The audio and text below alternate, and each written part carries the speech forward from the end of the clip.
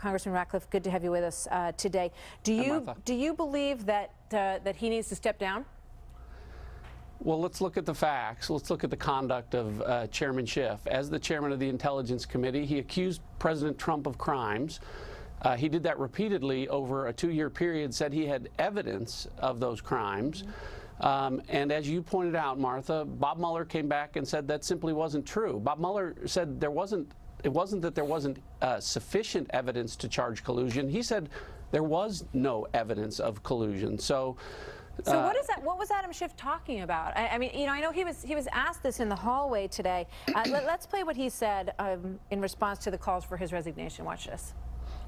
Republicans say you should step down. They should just step down. You know, I'm more than used to attacks by my GOP colleagues, and I would expect nothing less. Thank you. So he didn't say much about what his evidence was, but he said that he wasn't surprised that you guys were coming after him. Well, it's not just us, Martha. It's not just Republicans. It's Americans who are concerned about the integrity. Again, this is not just an issue of judgment. This is an issue of integrity, of not telling the truth over a 2-year period, of essentially yelling fire in a crowded theater to the American people about a false collusion narrative that simply was not true, where there was no evidence, even though he said he had it.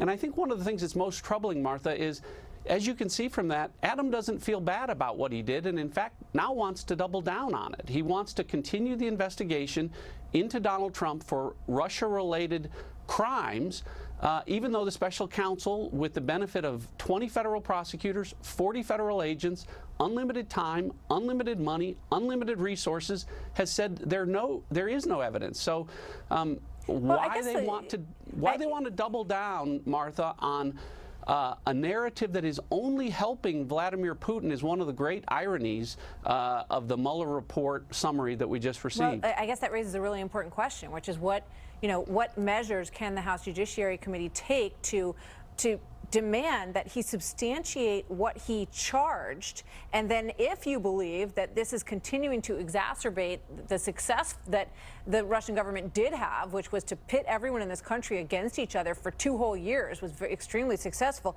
how can he be held accountable for that if what you say is true? Well, Martha, Republicans have held, as people know, our own members accountable when they've been out of line. We've removed them from committees. We've asked them to step aside.